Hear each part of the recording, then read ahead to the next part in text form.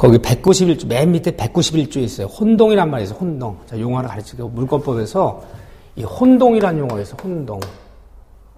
이 용어가 굉장히 어려운 용어예요. 가만히 한자를 써보면 다 1번씩 한자 용어예요. 이게 1번씩. 이게 혼동이라면 1번 한자예요. 혼동이란 말이 뭐냐, 물권법에서. 혼동이란 말인데 그림을 그려보면요. 어떤 사람이 어떤 권리를 갖고 있어요. 이런 작은 권리를 갖고 있어요. 작은 권리를.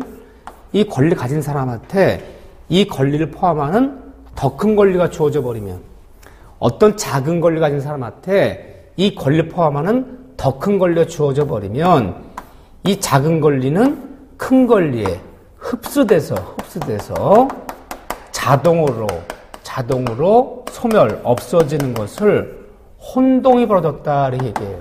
한번 예를 들어 볼게요.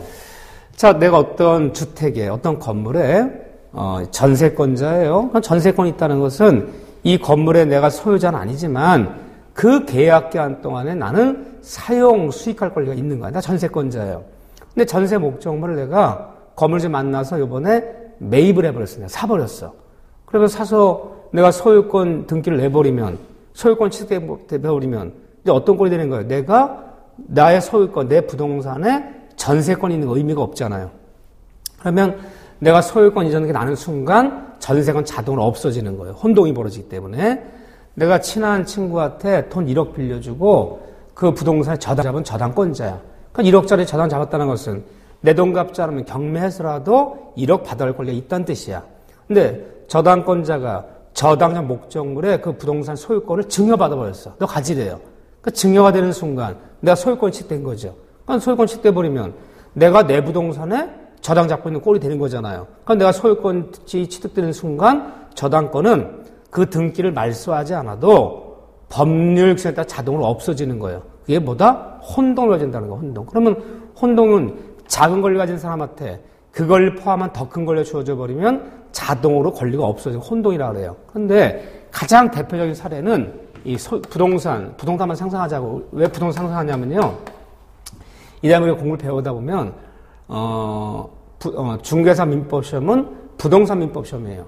부동산에 관련된 얘기만 나와요. 우리가 부동산 중개, 동산 중개할 일 없잖아요. 아무래도 이 민법을 시험을 보는 것은 중개업을 볼 때 중개사분들이 이런 정도의 민법적 소양은 있어야 남의 재산관계 다룰 때 실수하지 않고 분쟁을 피할 수 있고 뭐 이런 법적 소양을 테스트한단 말이에요. 주로 부동산 중개하지 우리가 동산 중개할 일 없기 때문에 어느 파트를 배우던 부동산에 관한 사례, 부동산에 관련된 판례, 부동산에 관련된 얘기만 뽑아내면 돼요. 이것도 마찬가지예요. 부동산에서 보통 소유권과 이 제한물권 간에 주로 혼동이 벌어진다 그래요. 이 제한물권이라는 게 이제 우리가 쉽게 얘기해서 뭐 지상권이니 뭐 전세권이니 저당권이니 내 부동산 남의 부동산에 이런 권리 있는 사람한테 소유권이 주어져 버리면 이 권리들은 소유권에 자동으로 흡수돼서 없어지는 거예요. 혼동이 벌어진다는 거예요. 자동으로. 이게 등기 났어요. 등기 나더라도 이 등기를 말소하지 않더라도, 말소등기 안 해놨더라도 소유권이 취득되는 순간 이 권리는 의미가 없는 거지. 내가 내 부동산에 전세권, 내가 내 부동산에 저당이 있다는 거 의미가 없잖아요. 혼동이 벌어진다 이렇게 불러요. 자, 말뜻만 이렇게 하시면 돼요. 등기를 말소하지 않아도 혼동이 벌어져 자동으로 소멸한다. 얘기하죠.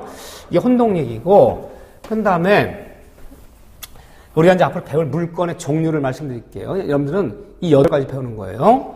자, 보통 물권법에 보면 물권 법정에 따라서 우리가 배우게 되는 시험법이게 물권의 이 종류예요.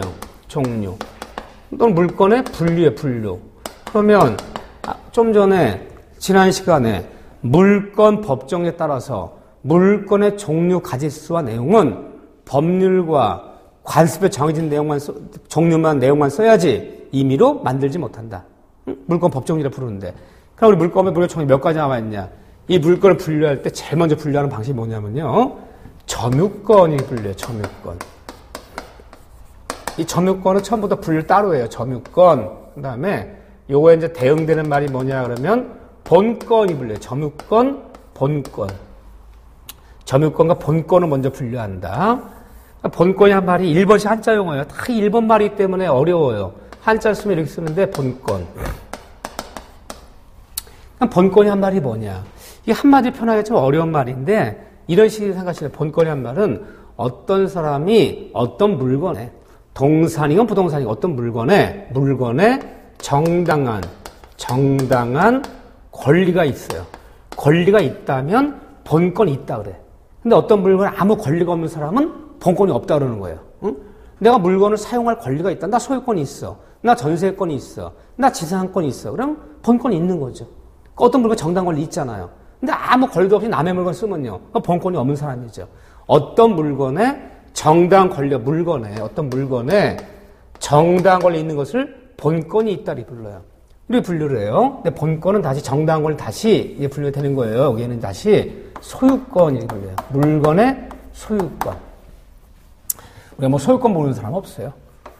물건의 소유권이 있다. 동사무는 소유권 이렇게 불려요.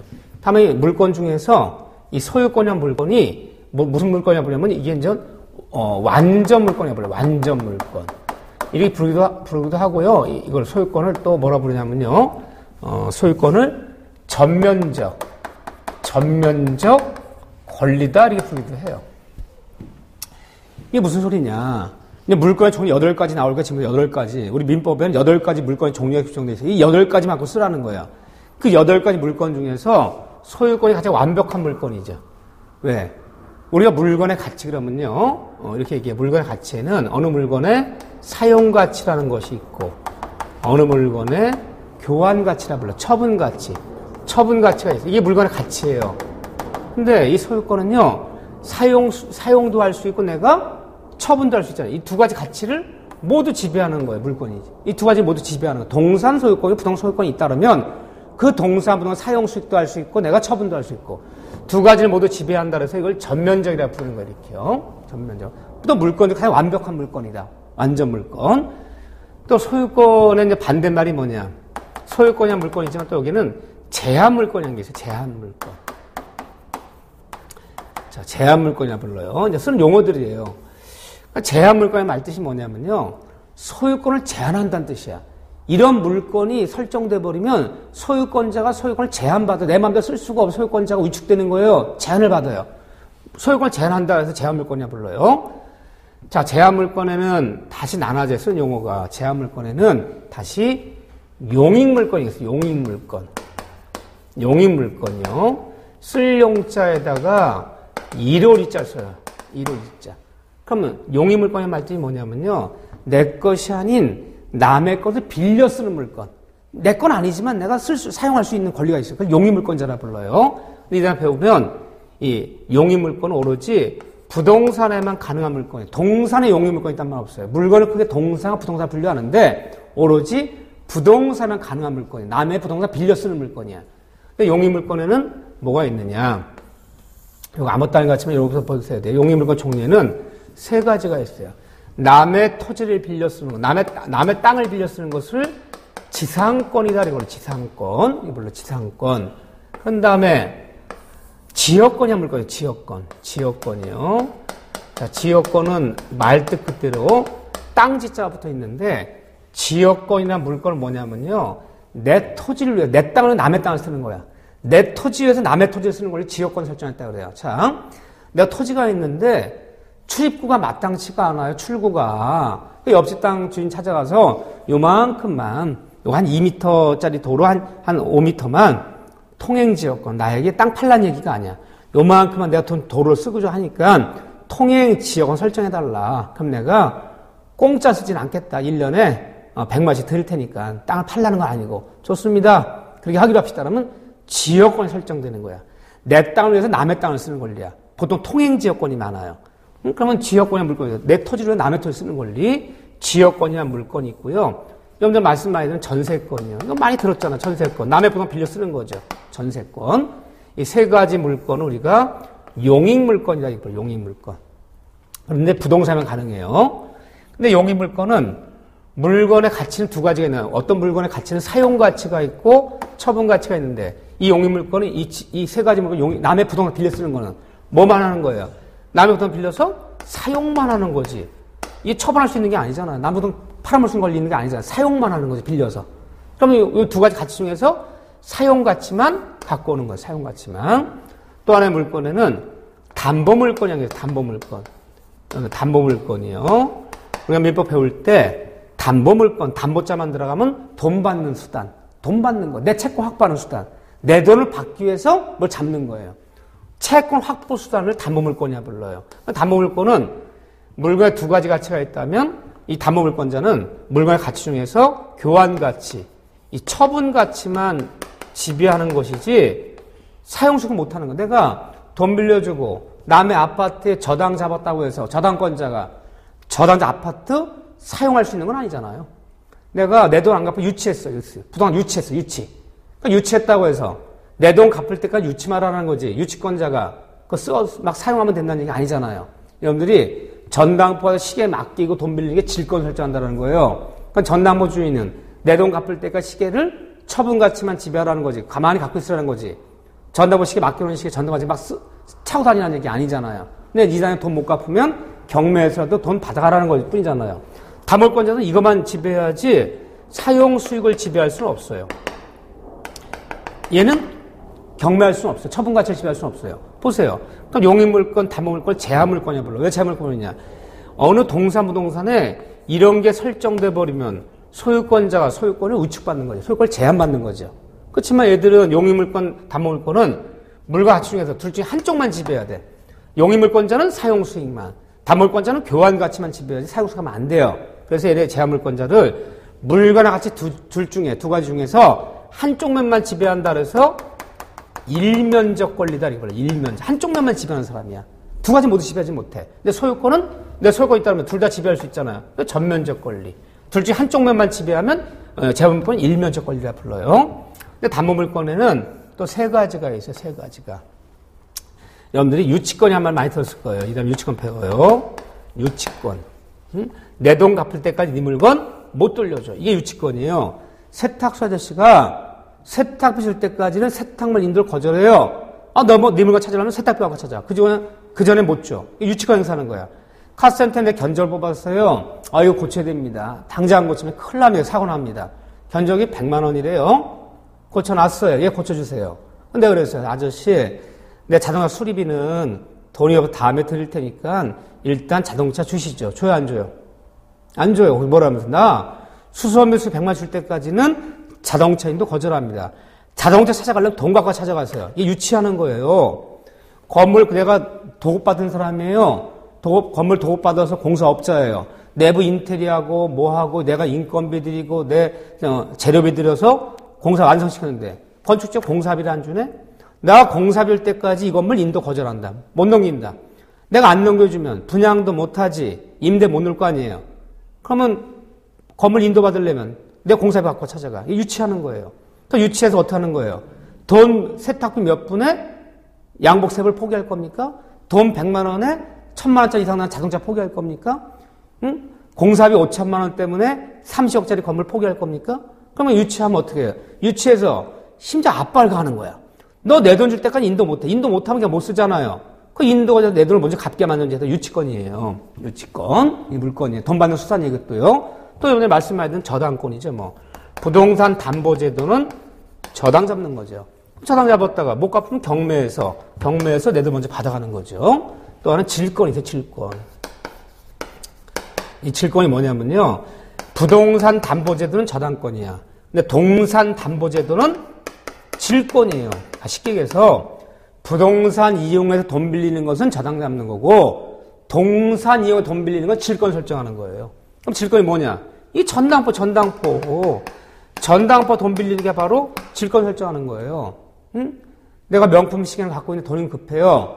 500만 원 나오는 가치 있는 시계야. 전당포 쫓아가서 100만 원만 빌려줘. 딱 한 달만 쓸게. 그 시계 어떻게 돼? 풀어놔야지. 돈 갚아 시계 찾아오잖아요. 이 질권 설정하는 거예요. 그 전당포 아저씨 질권자라 부르고 전당 맡겨오는 동산을 질물이라 불러요. 동산 담보제도는 동산에 돈 빌리는 건 질권, 부동산 이용 돈 빌리는 건 저당권인데 그러면 지금 몇 가지 나와 있냐 물건의 종류가. 지금 보세요. 노란 거 친 거 보세요. 이거는 부르는 이름이고 이건 부르는 이름들이고 이런 것들은 부르는 이름들이고 이거는 부르는 이름들이고 같이 부르는 이름들이고 물건 8가지예요. 보세요. 점유권, 소유권, 지상권, 지역권, 전세권, 그 다음에 유치권, 저당권, 질권. 민법에 물건의 가장 몇 가지예요? 8가지예요. 이 8가지 물건만 하고 쓰라는 거예요. 다른 물건 만들면 안 돼요. 이 정해진 종류대로 쓰라는 거예요. 왜? 그래야지 우리가 권리 분석이 되는 거예요. 잘 봐보세요. 이게 물건 법정주의야. 정해진 종류대로만 써야지 없는 종류 새로 만들지 말라는 거예요. 반드시. 왜요? 그래야지만 거래 안전을 지키고 사생할 수 있는 거 우리가. 자네가 집을 살라고 그래요. 땅을 살라고 그래요. 뭐부터 떼어보나요? 등기부등본 떼어보잖아요. 왜 떼어봐요? 이 부동산에 뭐가 설정되는지 어떤 물건인지 알아야 권리 분석이 될 거 아니에요. 떼어봤어요. 떼어보고 내가 깜짝 놀랐어. 여기 뭐 1억짜리 저당이 잡혀있다 그러면 내가 머릿속으로 알아. 1억짜리 저당이 잡혀있다는 것은 이 1억을 못 갚으면 경매한다는 얘기지. 그럼 부동산 총 가치가 5억에 사업팔고 했으니까 1억에 저당이 잡혀있으니까 내가 1억 빼고 4억만 지급하고 내가 인수 받으면 될 거 아니야. 아, 여기 전세권 느껴나 있네? 기간이 언제까지야? 2016년까지네. 그러면 내가 이 부동산을 매입하더라도 2016년까지는 전세권자가 사용할 권리가 있으니까 인도 못 받죠. 그렇게 권리 분석이 되는 거예요. 이게. 근데 등에 띄어봤더니 처음 보는 게 거기 설정되어 있어요. 듣도 보도 못한 거야. 봤더니 전세권 겸 유치권 겸 저당권 설정 넣기. 이게 설정되어 있으면 이게 무슨 소리인 줄 알아? 이게 권리 분석이 안 되잖아요. 우리가 약속한 종류만 갖고 써야지만이 권리 분석이 되고 남들이 거래를 시킬 수 있는 거지. 새로운 종류만 만들어버리면 지네 둘은 알겠지. 지네 둘은 합의했으니까. 남들은 알 방법이 없잖아요. 큰일 나는 거죠. 거래 안전 해치는 거죠. 그래서 이 8가지만 하고 써라. 8가지만. 자, 이런 뜻인데 이 중에 질권은 시험범위가 아니에요. 동사남보다 전남보다 질권 시험범위 아니기 때문에 7가지 물건만 시험범위야. 쉽게 해서. 이게 이 물건법에 쉽게 해서. 근데 이 다음에 보면 보통 점유권에서 보통 한 문제 내지 2문제 이렇게 나와요. 여기서. 소유권이 보통 3문제 나와요. 소유권 3문제. 그 다음에 지상권, 전세권에서는 그냥 굳이 말하자면 합쳐서 3문제 나와요. 여기가요. 한 문제씩 나온다 보면 이렇게요. 유치권, 질권에 보통 4문제 내지 5문제 나와요. 그러면 총 몇 문제입니까, 지금? 응? 예를 들면, 4, 7, 그런 다음에 10문제, 11문제. 14문제 중에 여기서 11문제 나오고요. 나머지 이제 3문제는 이론이 나오겠죠, 이론이. 뭐, 예를 들면, 혼동이란 말이 뭐냐, 우리가 아까 봤던, 예를 들면, 언제 등기해야 되는 거냐, 등기 안 하는 경우는 어떤 경우냐, 이렇게 좀 이론적인 얘기하는데 3문제씩 나오는 거예요, 이렇게요. 이렇게 구성되어 있다. 그런데 여러분의 물권법은, 보통 이런 얘기를 많이 해요. 물권법은 소유권 중심의 법이다, 그래요. 소유권을 중심으로 움직이는 법이라 그래요. 일단, 그래서 소유권이 중요하다는 거죠. 우리 중요한민법에서는 소유권. 그런 다음에, 어디가 중요하냐면, 이 저당권이 생각보다 중요해요. 저당권이 보통 3문제 나와요. 이렇게. 그래서, 물권법에 7가지 물건만 시험범위를 삼지만, 소유권과 저당권 파트에서 6문제 나온다. 14문제 중에서. 그게 굉장히 오래된 핵심적인 상황이죠. 그렇죠? 자, 이렇게 구성되어 있다. 물권 총 점유권, 그러면 본권은요, 나머지 7가지 물건을 그냥 본권이라 부르면 돼요. 점유권을 제한 나머지 물건을 본권이라 부르면 돼요. 이렇게요. 근데 이 8가지, 제가 노란 걸 표시한 거요. 8가지 물건 중에서 부동산에 가능한 물건이 뭐냐? 가능한 물건. 부동산에는 이 8개 물건 중에서 몇 가지 가능할까요? 자, 종류, 점유권, 소유권, 지상권, 지역권, 전세, 유치권, 저당, 질권 8가지예요, 8가지. 이건 부른 이름들이고, 이거는. 이 8개 물건 중에서 부동산에는 7가지 물건이 가능해요. 7가지 가능해요. 부동산에 소유권이 있을 수 있죠. 부동산 점유권이 있을 수 있겠죠. 부동산, 지상권, 지역권, 전세권 있죠. 부동산만 가능한 물건이니까. 부동산, 유치권 행사할 수 있어요. 저당권 잡을 수 있어요. 하지만 질권은 부동산 안 되겠지. 이건 동산에만 가능한 거예요. 7가지가 가능해요. 그러면 8가지 물건 중에서 사람이 동산에 가능한 물건은 몇 가지냐? 동산에 점유권이 있을 수 있어요. 이 점유권은 동산, 부동산 모두 가능해요. 그 다음에 동산에 소유권이 있을 수 있죠. 소유권, 동산, 부동산 모두 가능해요. 부동산도 소유권이 있고 동산도 소유권이 있을 수 있고요. 또 동산에는 유치권 가능해요. 이다 보면 유치권은 부동산도 유치할 수 있고 동산도 유치할 수 있어요. 근데 동산에 질권 가능해요. 동산 나머지 전당포니까요. 그럼 동산에는 8가지 중에서 동산에 가능한 물건 4가지예요. 이 4가지만 동산에 가능한 거예요. 이렇게요. 그럼 뭐예요? 보세요. 지상권이니 지역권, 전세권 어디만 가능한 물건이라고 어디에만 설정할 수 있다고요? 부동산에만. 동산에 지상, 지역권, 전세권이 있단 말은 없어요. 그 다음에 저당권은 어디에 가능한 물건? 원칙적으로. 부동산 담보제도잖아요. 이거 부동산이면 저당 잡을 수 있는 동산 시기에 저당 잡을 수 없잖아요. 냉장 저당 잡을 수 없잖아요. 그러면 이거는 부동산에 가능하잖아요. 그러니까 8의 물건 중에서 동산에 가능한 물건은 소유권, 점유권, 유치권, 질권 4가지 뿐이고 부동산에 가능한 물건은 질권을 제한 나머지 7가지 부동산에 모두 가능한 물건이에요. 이렇게요. 간단하지만 그 중에 하나가 이제 점유권 파트예요. 점유권. 우리 교재 거기 7쪽에 보면 192조부터 어디까지냐면요. 이게 점유권 얘기가 210조까지예요. 192조부터 점유권에 관한 법조문은 192조부터 210조까지 18개 법조문을 두고 있는 것이 바로 점유권이라는 규정이에요. 점유권. 근데 점유권이란 물건은 어떤 물건이냐? 자, 이렇게 얘기해요. 점유권은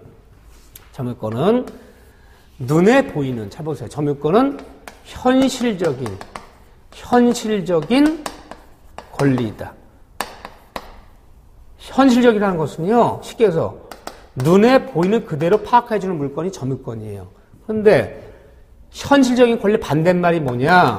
점유권은 관념적 권리가 아니다. 근데 나머지 물건이에요. 우리가 점유권을 제외한 나머지 물건을 우리가 본권이라고 부르죠. 본권. 이 본권은 쉽게 해서 어느 물건인데 눈에 보이는 그대로 파악해주는 물건은 현실적인 권리가 불러요. 점유권이고 눈에 보이지 않는 권리는 관념적 권리가 부르는 거예요. 근데 점유권은 관념적 권리가 아니에요. 잘 봐보세요. 우리가 배웠던 소유권이니 아까 배웠던 전세권이니 지상권이니 저당권이 하는 것은 눈에 보일까요? 안 보일까요? 안 보여요. 어떤 사람이 어떤 부동산에 소유권이 있는지 몰라요. 부동산 등기부등본 떼어봐야 아는 거지. 어이구 저 사람이 저 땅의 소유자네. 그 사람 맨날 거기 농사 져요. 농사 진다고 그 사람이 소유자인지 남의 땅 빌려 쓰는 사람인지 모르는 거예요. 눈에 보는데 파악해 줄 수가 없는 거예요. 어떤 사람이 어떤 집에 10년째 살고 있어요. 그 사람 그 집에 소유권자인지 전세권자인지 임차인지 알 수 없잖아요. 눈에 보이는 대로 파악할 수도 없고 눈에 보이지도 않아요. 그걸 관념적 권리라 부르는 거야. 눈에 보이는 권리가 아니에요. 물건은. 근데 점유권은 그렇잖아요. 눈에 보이는 그대로만 파악하는 거야. 그러면 도둑놈도 시계 훔쳐서 시계를 차고 다니면 뭐는 있는 거예요? 점유권이 있는 거야. 눈에 보이는 그대로 파악해주는 물건이 바로 점유권이에요. 근데 점유권은 이렇게 얘기해요. 점유권은 어느 물건에, 동산이 부동산이고 물건에 정당한 권리, 유무와 관계없이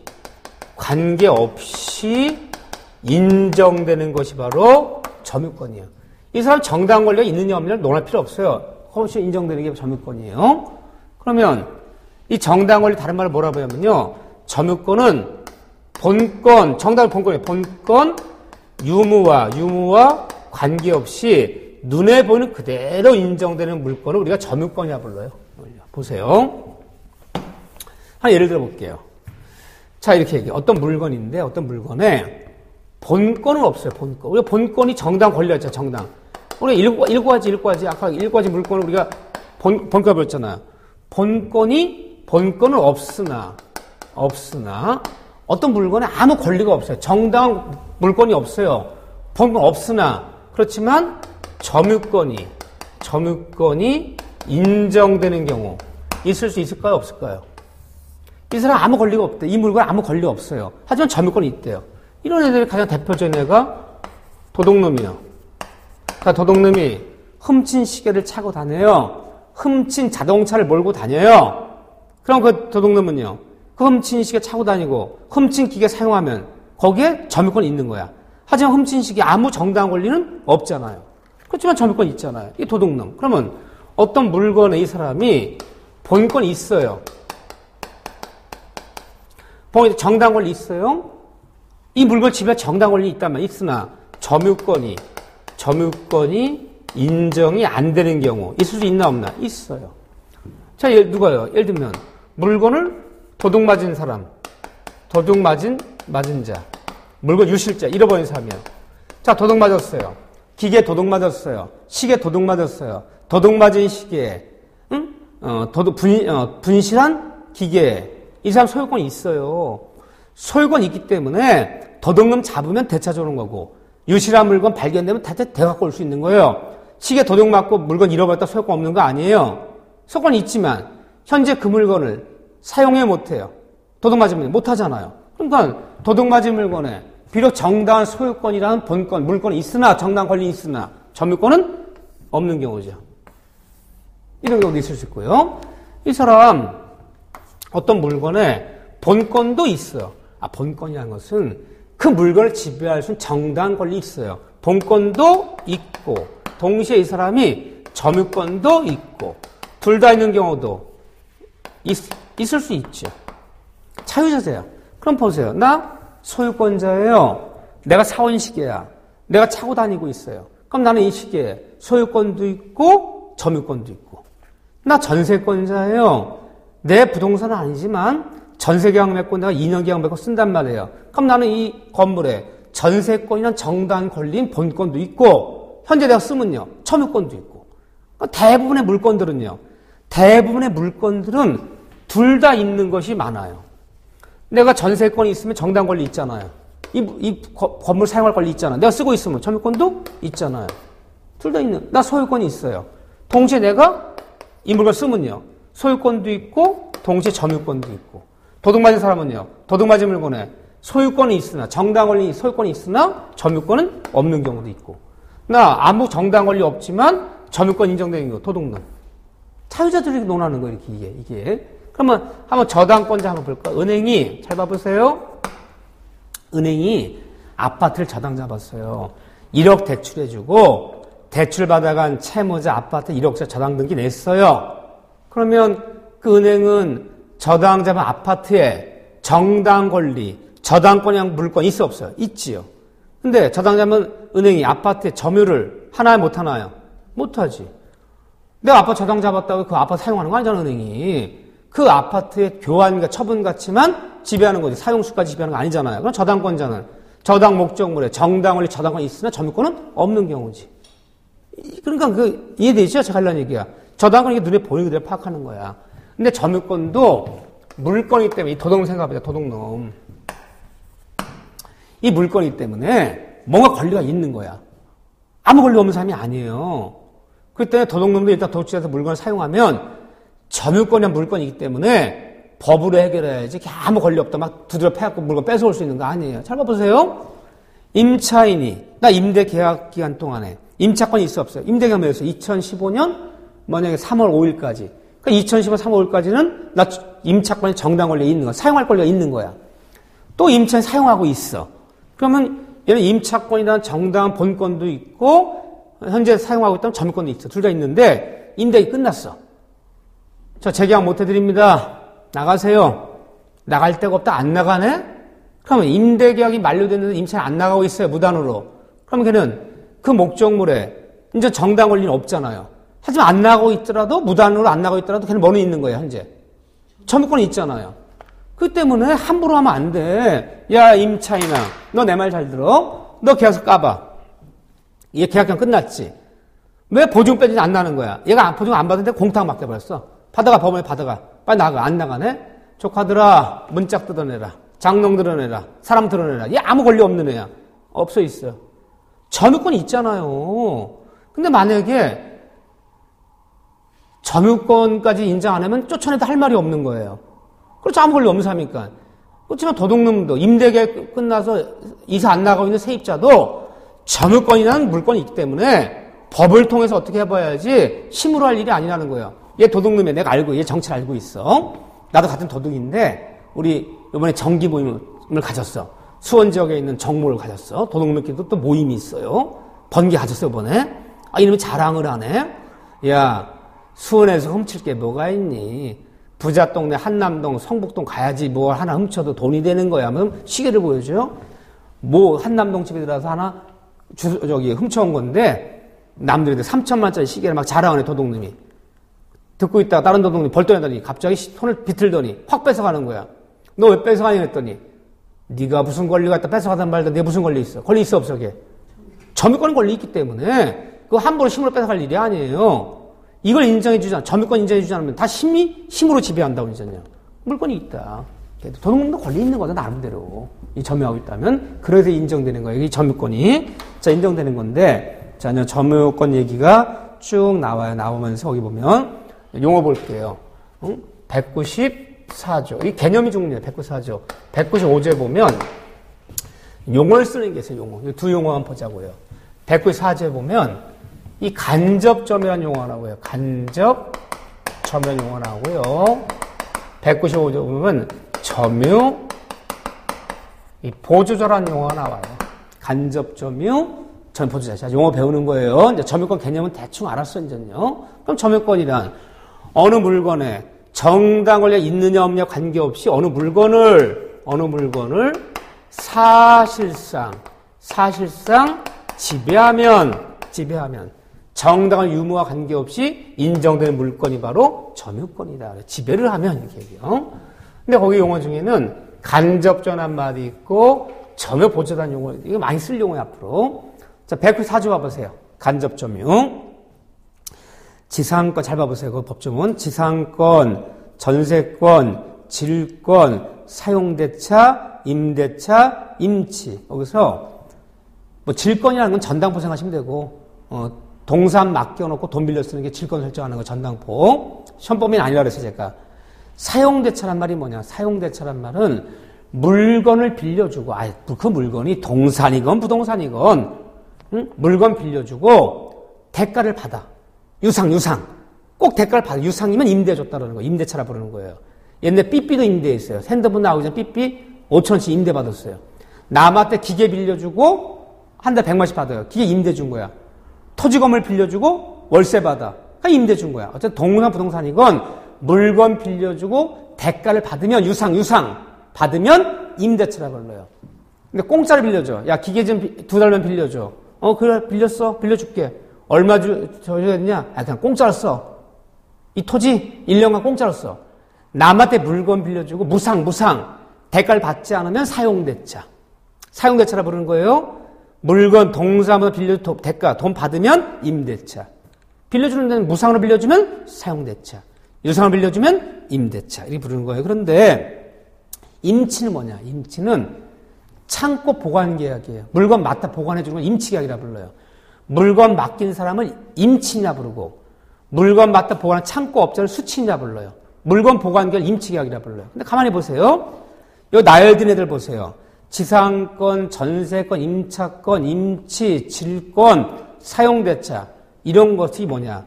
내 것이 아닌 남의 물건을 현재 점유하고 있는 사람들이에요. 내 물건 아니지만 남의 물건이지만 빌렸던 뭐든 현재 점유하는 사람들이에요. 이런 사람들 기타의 관계로 타인으로 하여금 타인의 똥냄새 타인. 그 타인이 뭐냐? 타인을 이제 뭐라 부르냐면 직접 점유자를 불러요. 직접 점유자. 한자 쓸게요. 직접 점유자. 타인이 직접 점유자예요. 직접 점유자로 하여금 물건을 점유하게 한 자는 그 점유하게 한 자 밑줄에 점유하게 한 자. 점유하게 한 자 밑에다 가로 열고 원소유자. 원소유자. 물건을 빌려줬고 빌려주는 사람 원소유자는 간접으로 점유권이 있다. 자, 하나 예를 들어볼게요. 그러니까 내 물건이 아닌 내가 뭐 창고 보관 계약을 맺었던 뭐 빌려 쓰던 어쨌든 내 물건이 아닌 남의 걸 현재 점유하는 사람을 직접 점유자라 부르고 원래 물건 주인은 간접 점유자라 부르는 거예요. 보세요. 하나 예를 들어볼게요. 집이 있어요. 이 기계가 있어요. 누구 거냐? 이게 갑거였어요. 그런데 갑이 이 건물을 을이라는 사람한테, 을한테 뭐 1년간 임대 계약을 냈어요. 임대차 계약을 냈고 빌려줬어요. 근데 이 건물 누가 쓰고 있냐? 현재 을이 쓰고 있어요. 이 기계 현재 을이 쓰고 있어요. 그러면 이 건물, 이 기계에 대해서 임차인이 을이에요. 임차인이 을이고 임대인이 갑이죠. 현재 이 건물은 다 누가 쓰고 있냐? 얘가 쓰고 있는 거 아니에요. 그러면 남의 물건 빌려 쓰고 이런 사람들은 이 주택에, 이 기계, 동산에 직접 점유자라 불러. 직접 점유자. 이렇게 부르고, 집주인은 전세준 주택, 임대준 주택 사용 안 하고 있잖아, 얘는요. 그렇죠? 사용 안 하지만 얘는 이 임대준 주택에 빌려준 기계에 점유권 없는 거 아니에요. 간접으로 점유권이 있는 거예요. 간접 점유. 그러면 전세 설정해주고 남한테 임대 주면 현재 쓰고 있는 전세권자 임차인은 그 토지 건물의 주택의 직접 점유자. 본래 집주인, 상가 주인은 간접 점유자라 부르는 거예요. 간접점이 있는 거예요. 그럼 점유자 몇 명이에요? 2명이 있는 거예요. 남의 필요 쓰는 사람 직접 점유자. 원래 소유자는 간접 점유인데 얘 점유권 없는 거 아니야 안 쓰더라도. 여기에 점유권이 있어 얘도. 그런데 얘네와 얘네 관계를 뭐라 부르나 보세요. 이때 간접 점유자와 직접 점유자 관계. 이 관계요. 집주인과 세입자의 관계 쉽게 해서 둘 다 점유권이 있는데 이 관계를 임대인과 현재 건물을 쓰고 있는 임차인의 관계를 이 관계 법률용어 뭐라 부르냐 이거를 점유 매개 관계라 불러요. 이 점유 매개 관계가 인정되면 간접으로 점유권이 있다는 거예요. 이게 인정돼야. 이 점유 매개 관계란 말이 뭐냐? 한마디로 얘기하면요. 이게 있으면 간접 점유가 있는 거예요. 언젠간 간접 점유자가 누구한테? 직접 점유자에게, 임차인에게, 집주인이 세입자에게 언젠가 이것이 인정되면 목적물 반환 청구권 인정되면 언제냐 보세요. 임대를 맺었다면 임대계획이 끝나는 날, 전세기 끝나는 날, 창고 보관계약을 맺었다면 창고 보관계약이 임치계 끝나는 날 내 물건 돌려달라 요구할 수 있잖아요. 목적물 반환 청구권. 이게 인정되면 이걸 뭐라 부른다? 점유 매개 관계라 불러요. 용어니까 봐줘야 되죠. 용어요.